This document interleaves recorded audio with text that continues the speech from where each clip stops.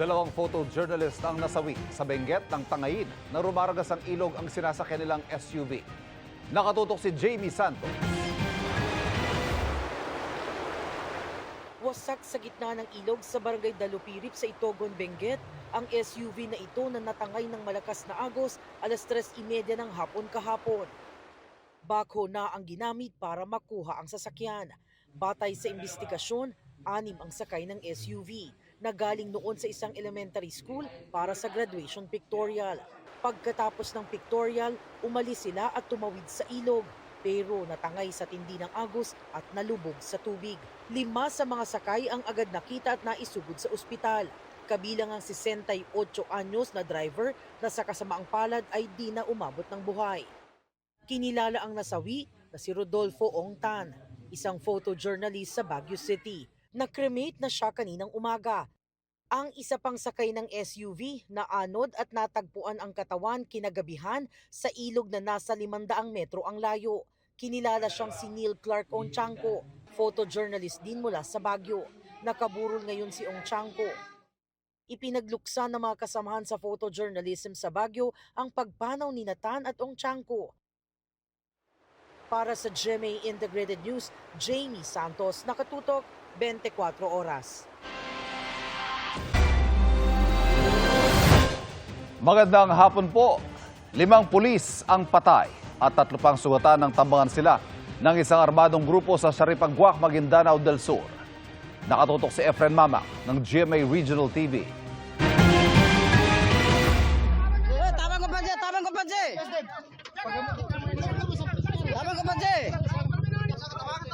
Humandusay sa damuhan ang mga pulis mula sa 2nd Provincial Mobile Force Company ng Maguindanao del Sur Police na tinambangan pasado alas 9 kagabi sa Saripaguac, Maguindanao del Sur. 5 pulis ang dead on arrival sa ospital, 3 ang ginagamot pa. Ayon sa Bangsamoro Regional Police, katatapos lang magpatrolya ng mga pulis at pabalik na sa detachment nang tambangan sila ng armadong grupo.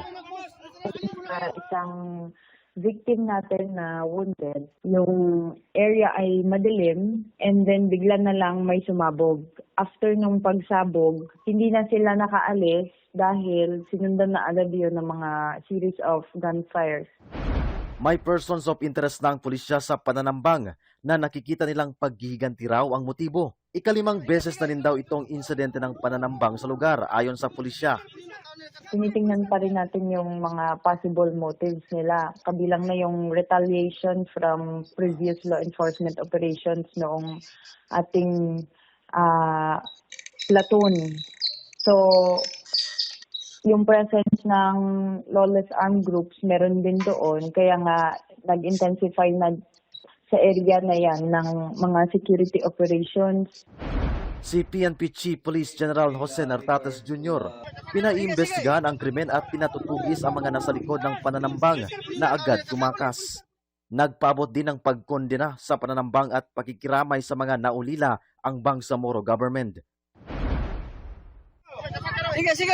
Para sa GMA Integrated News, Efren Mamac ng GMA Regional TV, nakatutok 24 oras.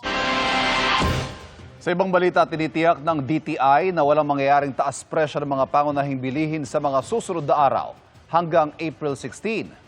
Pero paano ang presyuhan pagkatapos ng petsang yan? Alamin sa pagtutok ni JP Soriano.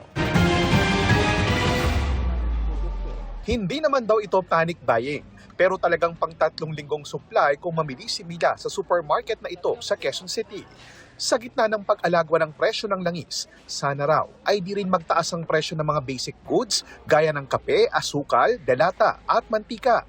Sa sweldo ng tao, ang hirap, hindi pa tumataas. Ang hirap i-budget pero yung kailangan lang talaga. Pero ayon sa Department of Trade and Industry, nakapulong na nilang samahan ng mga manufacturers at retailers o yung mga groceries sa Pilipinas. At matapos ang kanilang meeting, ginarantayan ng DTI, wala raw magtataas sa presyo ng mga pangunahing produkto o yung mga basic goods hanggang sa mga susunod na linggo. So we will not have any price increase up to April 16. And we will keep on updating them kasi may mga ibang produkto na hanggang end of April wala pong price increase.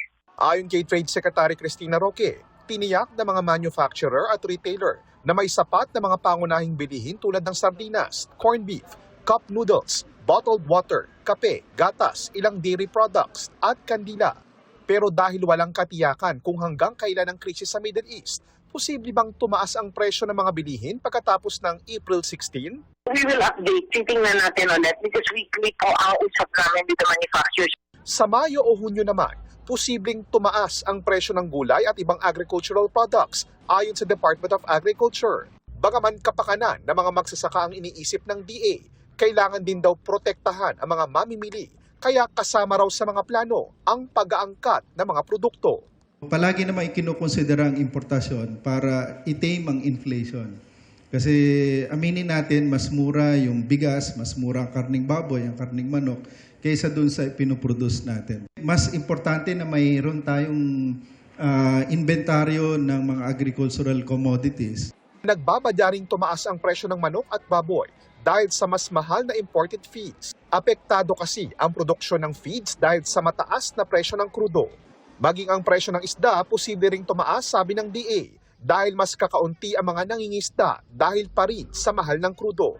Pagdating naman sa bigas, na kay Pangulong Bongbong Marcos na ang rekomendasyon ng National Price Coordinating Council na magtakda ng 50 pesos na price cap sa imported rice para raw mapigilan ang pagtaas ng presyo nito sa mga pamilihan. Para sa GMA Integrated News, ako po si JP Soriano, nakatutok 24 oras. Timbugang leader ng grupo nag-viral na biglang pumasok sa isang bahay sa Pasig at nanakit pa sa mga nasa loob nito. Wanted din palang suspect sa kasong may kinalaman sa pakikipagrelasyon sa isang menor de edad. Nakatutok si Emil Sumangil, exclusive. Nag-viral noong nakaraang taon ang nahulikam na panloloob sa isang bahay sa Pasig City. Ang mga suspect sinaktan ang mga inabutan nila sa loob ng bahay. Binastos at pinaghalikan pa ng umano'y pangunahing suspect na lalaki ang isang babaeng menor de edad.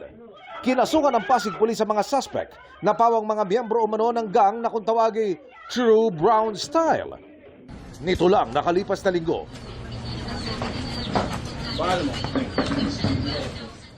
Inaresto ang umano'y tumatayong leader ng grupo na una ng kinasuhan ng physical injuries at acts of lasciviousness na may kinalaman sa child abuse. Fortunately, lumabas yung kanyang warrant of arrest ngayong March 19.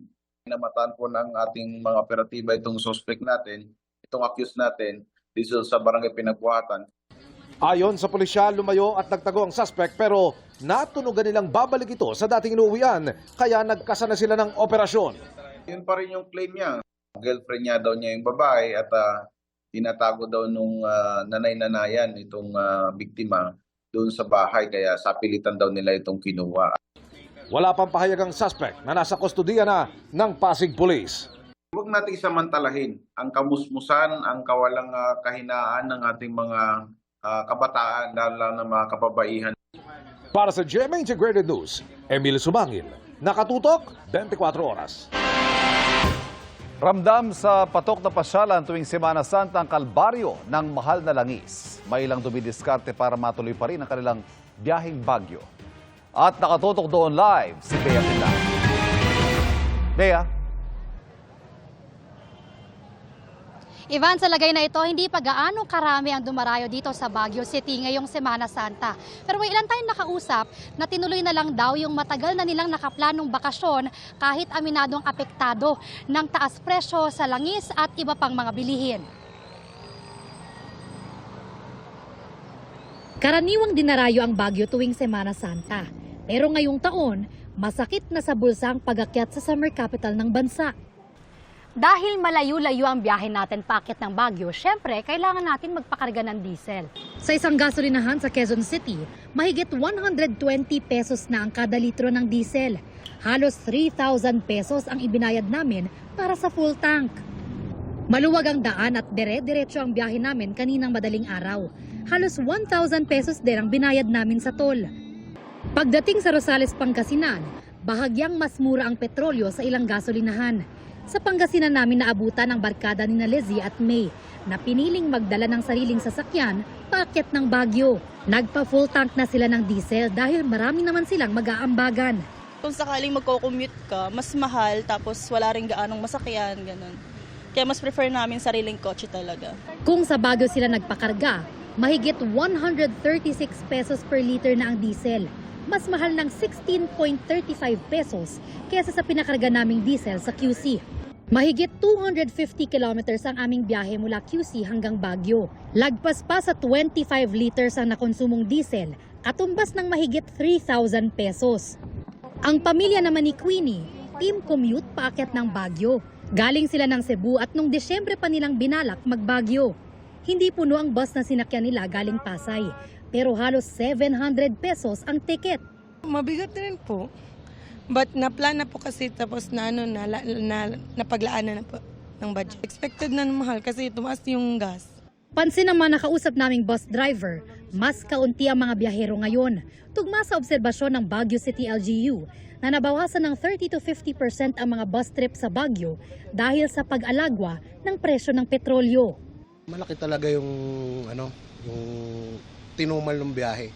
Kasi last year halos pagdating namin ng terminal balik agad kasi maraming pasahero. Ngayon wala talaga. Pagkakaunti ang pasahero, tinatransfer na lang namin dun sa susunod na bus kung talagang kaunting-kaunti. Ivan, simula kaninang umaga hanggang hapon, medyo maalinsangan pa rin po yung panahon sa Baguio. Pero unti-unti nang lumalamig at inaasahang aabot ng mga 18 to 19 degrees Celsius ang temperatura dito mamayang gabi. Samantala, nag-abiso po yung Benguet Electric Cooperative na magkakaroon ng scheduled power interruption sa ilang bahagi ng Benguet, kabilang na ang piling mga lugar dito sa Baguio City mula Lunes Santo hanggang Miyerkules Santo dahil sa pagkukumpuni ng mga kawad at poste. Yan muna ang latest mula rito sa Baguio City. Balik sa iyo, Ivan. Maraming salamat, Bea Pinlac. Isuko ang mga paghihirap sa Diyos. Yan po ang mensahe ni Manila Archbishop Jose Cardinal Advincula sa mga Katoliko ngayong Palm Sunday o Linggo ng Palaspas, ang simula ng Semana Santa. Sa kanyang homily sa Manila Cathedral, hinikayat ng Arsobispo ang mga mananampalataya na sundan ang ipinakitang pagsuko ni Hesukristo ng kanyang buhay sa Diyos. Dumagsa sa mga simbahan ng mga Katoliko para sa Palm Sunday, kabilang sa Antipolo Cathedral. Ayon sa ilang nagtitinda, tumaas ang presyo ng palaspas na nasa 30 to 50 pesos na dahil sa mahal na materyales at gasto sa pagbiyahe. Nagpaabot din ng pakikiisa sa paggunita ng Palm Sunday si Pangulong Bongbong Marcos. Anya, ipinaalala ng paghihirap ni Kristo na ang kadakilaan na hindi matatagpuan sa kapangyarihan kundi sa sakripisyo at pagtulong sa pinapasan ng kapwa. Laging paalala ng otoridad, don't drink and drive. Sa Pasig, isang nakainom na rider ang bumangga sa isang truck at nagwala pa ng tulungan ng mga otoridad. Nakatutok si EJ Gomez. Sumalpok ang motorsiklong yan sa isang 12-wheeler sa C5 Lanuza Avenue sa Barangay Ugong, Pasig City, mag-aalauna ng madaling araw kanina. Sa kuha ng CCTV, kita ang mga sasakyan na nakatigil sa stoplight ng intersection. Di nakuna ng aktwal na pagsalpok, pero kasunod nito, kita ang isang rider na lumapit sa unahan ng truck at sinabing nabangga ito. Medyo pumalakas talaga kasi gumalaw yung truck tapos may bumusina, sabi may bumangga doon sa likod ng truck nyo. Nasira ang side mirror at unahang bahagi ng motorsiklo. Ayon sa 32 anyos na truck driver, galing silang Taytay Rizal at maghahakot sana ng lupa sa Taguig nang mangyari ang insidente. Nakainom daw ang rider ng bumanggang motorsiklo. Kinumpirma ito ng mga tauhan ng barangay at pulisya. Lasing. Tapos gustong tumayo, di siya makatayo kasi dugo nga yung ulo niya tsaka yung ilong. Nung sinakay ng ambulansya, nagwawala. Gusto nang lumabas, minumura pa yung susuntukin daw sila. Bubugbugin daw yung mga nag-rescue. Pinagtulungang i-rescue ang rider na nagtamo ng mga injury sa kanyang ulo at mukha ayon sa first responders. Susubukan pa namin kunan ng pahayag ng nabanggang rider na nagpapagaling pa sa ospital. Patuloy ang investigasyon ng pulisya sa insidente. Para sa GMA Integrated News, EJ Gomez, nakatutok 24 oras. Huwag basta-basta kumagat sa mga nag-aalok ng puhunang may pangako ng kita. Sa Ilocos Norte, 2 arestado dahil nag-aalok ng investment kahit hindi rehistrado sa SEC. Ang kanilang modus sa pagtutok ni John Consulta. Kuhang-kuha sa video ng NBI Lawag District Office ang pagtanggap at pagbibilang ng 100,000 pisong mark money ng target ng kanilang operasyon.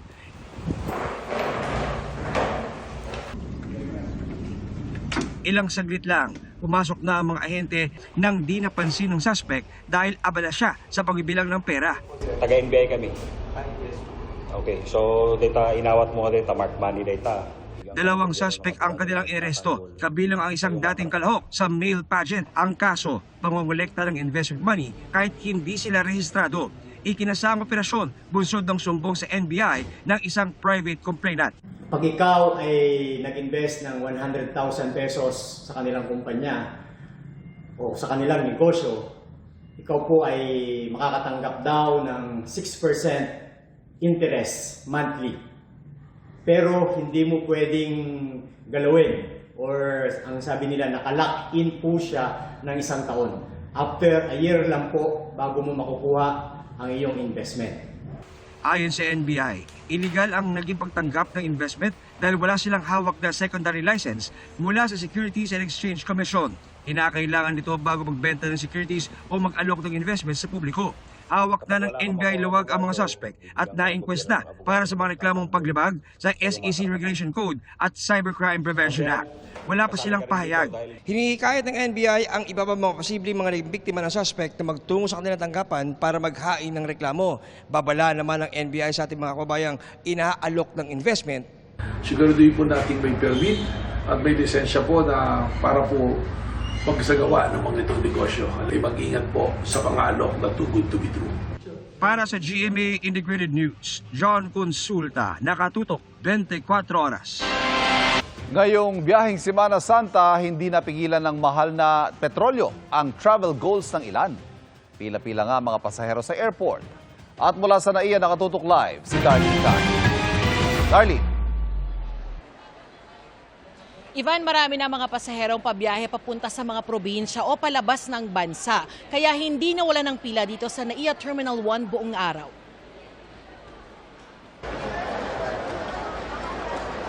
Umapaw ang mga pasahero sa departure lobby ng NAIA Terminal 1 kaninang umaga. Sa dami ng tao, lumiko-liko na ang mga pila sa check-in counters. Mahaba rin ang pila ng mga pasaherong papunta sa immigration counters. Inasahan na raw yan ang mga pasahero ngayong unang araw ng Semana Santa. Kaya kahit alas 6 pa ng gabi ang flight ni na Jmar pa Cagayan de Oro, bago pa magtanghali, nandito na sila sa airport. Pagbaba pa lang po talaga, sobrang dami po talaga. Tsaka even po sa bago pa lang po makarating talaga dito, sobrang traffic. Ngayon po, lalong-lalo na mag-Holy Week po talaga, in-expect ko rin po talaga na tawag po dito, magkakaroon po talaga ng traffic, tsaka sobrang dami po talaga ng tao. Walang humpayang pagdating ng mga pasahero sa buong maghapon. Karamihan sa nakausap namin, ilang buwan ang nakaplano ang pagbiyahe o pagbabakasyon gaya ng mag-asawang sina Aiza at Erickson na papuntang Davao. Sobrang struggle, sobrang din siya, sobrang ang laki ng kailangang budget. Sa normal, nakakabook kami, dalawa na is around 3.5. Pero ngayon, yung nabook namin is 7.6. So kalahati, so doble talaga yung naging increase. Pikit mata na lang din si Kathy sa sobrang mahal ng inabot ng kanilang pamasahe pa Thailand kung saan sila magbabakasyon ngayong Holy Week. Tig 35,000 piso raw kada tao ang binayaran nila para sa round-trip tickets pa Thailand. Walang magawa. No choice. Kaya lang kasi para maging masaya yung family. Epektibo na sa Miyerkules o April 1 ang pagtataas ng fuel surcharge para sa domestic at international flights dahil pa rin sa pagtaas ng presyo ng produktong petrolyo. Sa loob ng 15 araw, itataas sa Level 8 ang passenger fuel surcharge mula sa dating Level 4. Kaya staycation na lang daw muna sina Aiza. Bukod sa mahal na petrolyo, maraming bilihin na rin daw ang nagtaas ng presyo. Dati, pwede kang pumunta sa ibang lugar, pero ngayon dito lang. Team bahay na lang din daw sina Aiza pagdating sa Davao. Dati is more on bakasyon sa Samal, sa mga titos-titas. So as of now, within the area muna. More stay sa bahay. Tingin ng CAAP o Civil Aviation Authority of the Philippines, hindi agaran ang magiging epekto ng taas presyo ng langis sa mga babiyahe sa mga paliparan ngayong Semana Santa. Sa tingin ko po, this week, medyo wala pa tayong makikita pagbabago kahit tumaas na yung or tataas na yung presyo ng mga fuel dahil starting April 1 may fuel surcharge, so tumaas talaga. Opo. Dahil na rin dito sa sitwasyon sa Middle East. So wala ako nakikita so far sa ngayon na hihina yung pagpunta ng mga pasahero dahil nabili na ho kasi mga ticket niyan in advance eh. Pero mula Abril ay posibleng bumaba raw ang bilang ng mga babiyahe palabas ng bansa. Sinisiguro naman ng CAAP na may sapat na langis para sa operasyon ng mga paliparan. Samantala, epektibo sa Miyerkules ang tapya sa aeronautical fees na binabayaran ng mga airline at service charges na binabayaran ng mga pasahero alinsunod sa utos ng CAAP at DOTR para raw ito magbigay ginhawa sa mga airline at pasahero sa gitna ng tumataas na presyo ng petrolyo. Ivan, ayon sa new NAIA Infracorp o NNIC, yung operator ng NAIA, maaari raw umabot sa mahigit 1.35 million passengers yung babiyahe rito sa buong Holy Week. Kaya mahigpit ang seguridad dito. Yan ang latest mula rito sa NAIA Terminal 1. Balik sa iyo, Ivan. Maraming salamat, Darlene Kai. Mahigpit na seguridad, mahal na pamasahe at mas kaunting biyahe ang ilan sa mga sumalubong sa mga pasahero sa Batangas Port sa biyaheng Semana Santa. At nakatutok doon live si Pam Alegre. Pam! Ivan, patuloy ang pagdating ng mga pasahero dito sa Batangas Port ngayong araw ng mga palaspas simula ng Holy Week. Kaninang umaga, mahaba ang pila sa ticketing booth sa passenger terminal ng Pier sa Batangas Port. Ang ilang bibili ng ticket, paabra de Ilog sa Occidental Mindoro, may 2 oras na nakapila pero di pa rin nakakakuha ng ticket. Nagtaas pasahe na sa ilang biyahe ng barko dahil sa oil price hike. May shipping line ding nagbawas na muna ng isa mula sa dating 3 biyahe pa Puerto Galera bilang pagtitipid. Pero marami pa rin humahabol na makatawid ng dagat, partikular sa mga biyaheng pa Oriental at Occidental Mindoro, Romblon at Katiklan sa Aklan. Si Pepito Pulita dito na nagpalipas ng gabi para mag-abang sa ticketing booth dahil fully booked na kahapon ang mga biyaheng Romblon.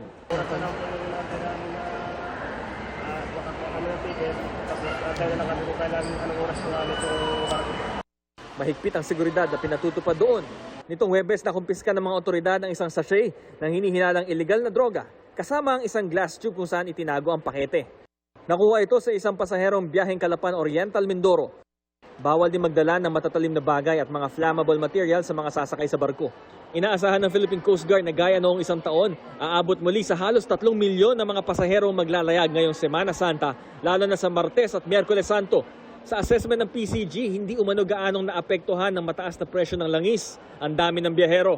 Sisiguraduhin po natin na wala po tayong paaalisin na anumang barko o anumang motorboat na lagpas po sa kapasidad. Kasama rin po dyan ang pagpapaigting po natin ng security measures. Kaya nag-deploy rin po tayo ng ating mga Coast Guard K9 working dogs sa mga major ports. Kasama po yung pag-deploy ng ating mga sea marshals.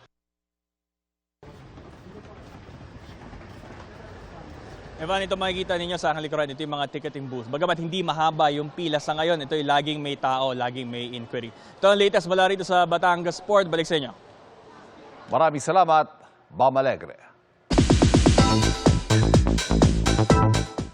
Tulad ng maraming Pinoy, sinasamantala ng ilang celebrities ang Semana Santa para makapagpahinga at makapag-reflect.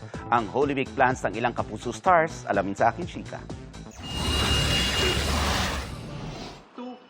Humbling and grounding experience daw para kay The Master Cutter leading lady Max Collins ang pagbabakasyon sa tabing dagat.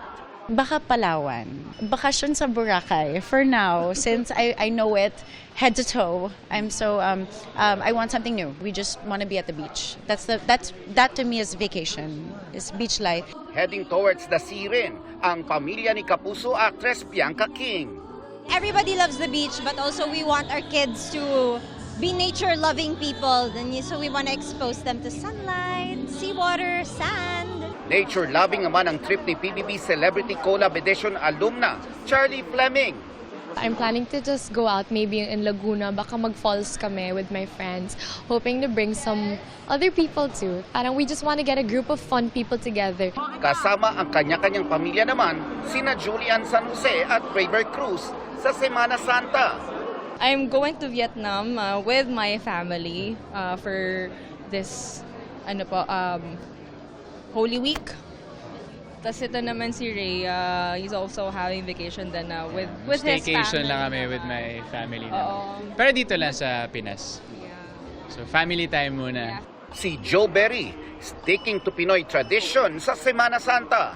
Pag Holy Week po kasi talaga, ang ano talaga ng family is magsama-sama lang and mag-pray. Hindi kami talaga yung like nagbabakasyon. Si Mama, nagluluto si Mama ng kakanin.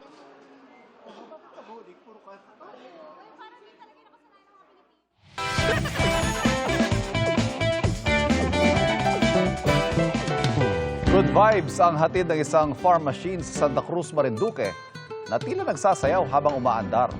Nakuna ng isang motorista ang nakasabay niyang tricycle na hila ang makinang pambukid. Tumatalbog-talbog ang magkabilang gulong ng animoy iika-ikang penguin o para bang napapaso sa init ng daan. Anya, naisipan niya itong i-edit at napansing sakto ang tila pag-indayog ng makina sa saliw ng musika. Maraming netizens din ang nakitawa sa video na umabot na sa mahigit 12 million views online.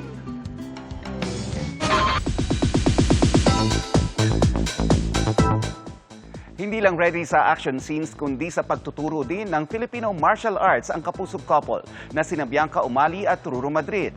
Ang kanilang martial arts skills na binigyang pagkilala pa sa chika ni Aubrey Carampel. Astig ang dating ni Ruru Madrid sa pag-demonstrate ng Filipino martial arts na panuntukan. Ito raw ang focus ng training ngayon ni Ruru na paghahanda rin sa kanyang future project. Started with mga baston, arnis, but eventually ngayon kahit empty hands, meaning kahit wala kang weapons, pwede na rin. So somehow para siyang dirty boxing. Puno rin ng angas sa knife handling technique si Bianca Umali. Nauna nang naipakita ang galing sa arnis sa Encantadia Chronicle Sangre bilang si Sangretera. Consistent ang training ni Ruru at Bianca ng Filipino Martial Arts System na laraw Kali Pamuok sa ilalim ng founder nito na si Lacan Ronnie Royce Base. Ginagamit daw nila ang mga ito sa kanilang action scenes. We wanted to learn a new skill. But then as we were going through the process na naging parte na kami ng pamilya ng FMA and how much we've learned and grown as individuals during the study of the system, mas naging purpose-driven na siya ngayon. Present sina Ruru at Bianca sa katipunan ng mga bagani o pagtitipon ng mga Filipino martial arts practitioners, kung saan pati mga kabataan kasama ng mga eksperto sa pagpapakitang gilas. Kinilala rin sa programa sina Ruru at Bianca bilang Filipino Martial Arts Ambassadors for Film and Television. Kaakibat daw ng karangalang ito ay ang layuning ipagmalaki at ipalaganap pa ang kaalaman tungkol sa Filipino martial arts. Gusto natin pagmalaki sariling atin, mahalin yung sariling atin, at ito po ay kasama po sa ating kultura, so gusto po nating i-preserve yun. It is also our responsibility to be able to carry this to the next generation that we are representing. Aubrey Carampel, updated sa showbiz happenings. Sa Parañaque Integrated Terminal Exchange, nagulat ang ilang pasahero dahil tumaas ang pamasahe nila kahit mas maaga na sila nag-book at hindi sapat o hindi dapat saklaw ng aprobadong taas pasahe nito lang March 14. Nakatutok doon live si Bon Aquino. Bon. Ivan, tuloy-tuloy ang pagdagsa ng mga babiyaya sa kanilang mga probinsya ngayong Semana Santa dito sa PITX. Ang ilan sa kanila dumadaing sa itinaas ng kanilang pamasahe. Ngayon nagulat ako kasi February 10 nakabili ng 880 pesos na tiket pa doon Sorsogon si Ami Berbensana. Pero siningil pa siya ng dagdag na 220 pesos. ngayon nagulat ako kasi medyo tumaas. Biyaheng Donsol din si Minerva Napi. March 1 siya nagpa-reserve ng ticket pero mula 1,250 pesos, 1,350 na ang binayaran niya. Test na lang, ganun lang. Ayon sa ticket seller ng bus line, nagtaas sila ng pamasahe dahil sa pagtaas ng presyo ng gasolina. May 100 pesos din daw na caller fee at iba pang additional na base rin anya sa taripa. Nung una po kasi, nung di pa po nagtaas yung crudo, mura pa lang po talagang pamasahe namin. Kaso bigla po nag-hike po ng sobrang taas po, hindi na po kinaya ng bus. Kaya sobrang taas din po ng tinaas namin. March 14, ipinatupad ng LTFRB ang provisional fare hike sa mga provincial bus. Kasunod niyan, pinapreno ni Pangulong Bongbong Marcos ang pagpapatupad ng fare hike sa mga public utility vehicles. Kaya sabi ng LTFRB maging ang pamunuan ng PITX, wala dapat ipinatupad na taas singil sa mga provincial bus. Ayon sa PITX, nananatiling mataas ang bilang ng pasahero sa PITX dahil tingin nila lumipat sa public transportation ng mga tao. Dumami rin nila mga private vehicle na nakapark sa PITX. Mahaba na rin ang pila ng mga bus sa isang terminal ng bus sa Cubao sa Quezon City.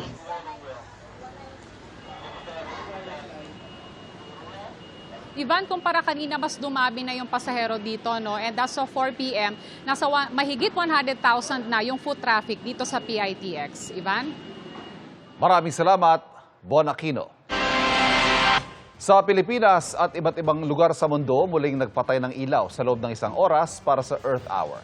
Nakatutok si EJ Gomez. Muling ginunita ang Earth Hour kagabi. Ang Earth Hour ay taunang aktibidad sa mundo kung saan sabay-sabay pinapatay ang ilaw sa loob ng isang oras.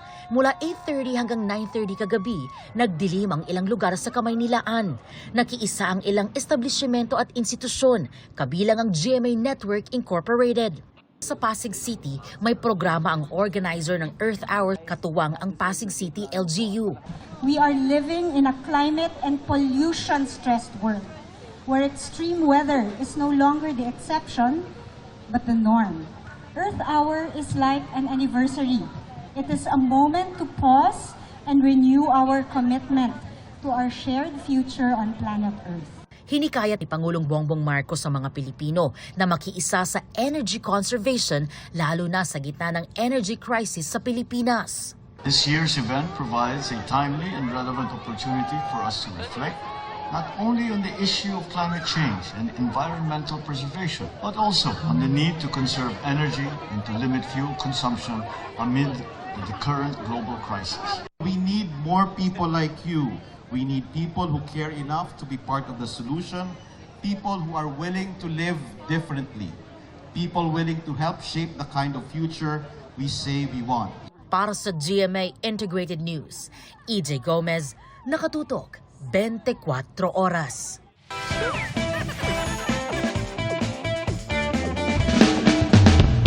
Walang maiiwan sa bayanihan.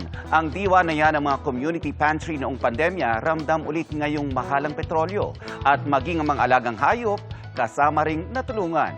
Nakatutok si Sandra Aguinaldo.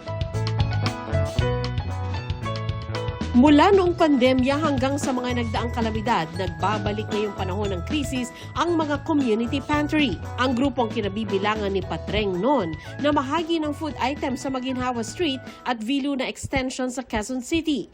Bigas, itlog, suka, toyo at iba pa para sa mga tricycle driver. Nag-usap-usap daw ang mga organizer sa Metro Manila at mga probinsya na tumulong muli. Simple lang ang pulisiya ng community pantry. Magbigay ayon sa kakayahan, kumuha batay sa pangangailangan. Hindi natin kailangan mag-intay na mas kalunos-lunos na experience or may pandemic.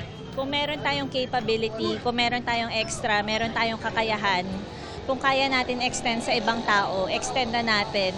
Ilan sa mga nakatanggap ang mga driver na lugi sa pagmahal ng langis. May naghihintay pangaraw ng ayuda ng gobyerno. 15 years na akong nagmamano pero hindi po ako nakakuha. Hindi po. Kaya napakasakit. Kahit pa paano, may isang ng aming isang linggong pagkain dahil nga sa tulong ng mga nagdo-donate. Konting bagay lang. Kasi nakatanggap ng ganito. Salamat. Itinaon ngayong linggo ng palaspas ang community pantry sa Resurrection Chapel sa Sampaloc, Maynila. Ideya raw ito ng 10 taong gulang na si Levi Jordan Tolentino na nag-donate ng napanalunan niya mula sa gymnastics competition sa Singapore. Because I love God. lot of people on the street that are hungry, and the food prices are getting higher in the grocery store. Kung gagawin po natin siya sa bawat linggo, ngayong Kwaresma, madami po tayong matutulungan na tao. Dahil kung ano man ang in-offer natin kay Lord, si Lord magmumultiply. Maging ang Philippine Animal Welfare Society o PAWS namigay ng pagkain para sa mga aso at pusa sa tinawag nilang Community Pantry sa Quezon City. Ang naisip namin, kahit na magdala lang kami ng something to augment, malaking tulong na rin. Dahil ibig sabihin, they don't have to parang divide their own supply para lang mabigyan yung alaga. Bukas ang mga community pantry sa lahat ng gustong tumulong. Para sa GMA Integrated News, Sandra Aguinaldo, nakatutok 24 oras. Sa gitna ng kakapusan sa supply ng langis, dumating na ang 1 milyong bariles ng diesel na in-order ng gobyerno. Ang idineklara namang State of National Emergency ni Pangulong Marcos, wala raw ngipin, ayon sa Ibon Foundation. Nakatutok si Jonathan Andal. Anihan na ngayon ng palay sa Balagtas, Bulacan, pero hindi masaya ang ilang magsasaka. Ang diesel kasing ginamit nila sa makina halos triple na at ngayon 120 pesos na kada litro. Pero ang bentahan ng palay hindi tumaas at 18 pesos per kilo. Hindi po kami kikita. Sa maghapon pong trabaho ng harvester ay nakaka 64 liters kami para din po sa 2 hektarya. Sa isang pahayag, sinabi ni Executive Secretary Ralph Recto, umorder na ang gobyerno ng 1 milyong bariles ng diesel. Ang unang batch nito dumating na. Ipinost ni Energy Secretary Sharon Garin na dumating na ang unang delivery ng diesel na binili ng gobyerno. Masusundan pa raw ito sa mga susunod na araw. Binisita rin ni Garin ang barko sa Batangas na nagdala nito. Nasa 22.6 million liters ng diesel ang dumating mula Japan at nakaimbak sa Mabini, Batangas at sa Bangar, La Union. Bukod pa ito sa dumating na krudo mula Russia na inorder naman ng Petron, ang kaisa-isa sa Pilipinas na oil refinery o nagpuproseso ng krudo para maging diesel o gasolina. Sapat ba ito para mapababa agad ang presyo ng diesel at gasolina? Maaring mabawasan ng siguro 3 hanggang 5 piso yung presyo ng diesel. Pero kaunti lang actually 1 milyon. Pang 5 araw lang, di ba, katumbas ng consumption yon. Binatikos ng Ibon Foundation ang idineklarang State of National Energy Emergency ni Pangulong Bongbong Marcos dahil wala nila itong ngipin. Sa ilalim daw kasi ng Section 14E ng Oil Deregulation Law, mabibigyan lang ng kapangyarihan ng gobyerno na pansamantalang manduhan ang mga nagpapatakbo sa industriya ng langis kapag may national emergency. Sabi ng Ibon Foundation, dahil isiningit ang salitang energy sa State of National Energy Emergency, hindi nito mapagagana ang Section 14E ng batas. Even yung pinagmamalaki ni Yusek Claire Castro, isa sa unang bansa sa mundo ang nag-declare ng state of emergency. Pero pinapalabas itong halimbawa ng agara aksyon ng gobyerno. Either hindi niya alam yung laman na mismo ng state of emergency na yon or nililihim pati sa kanya. Kasi walang ngipin yung State of National Energy Emergency na yon. Sinubukan namin kunan ng pahayag dito ang Malacanang at Department of Energy pero wala pa silang tugon. Para sa GMA Integrated News, Jonathan Andal, nakatutok, 24 oras. At yan po ang mga balita ngayong weekend para sa mas malaking misyon at mas malawak na paglilingkod sa bayan. Ako po si Ivan Mayrina. Mula sa GMA Integrated News, ang News Authority ng Pilipino. Nakatutok kami, 24 oras.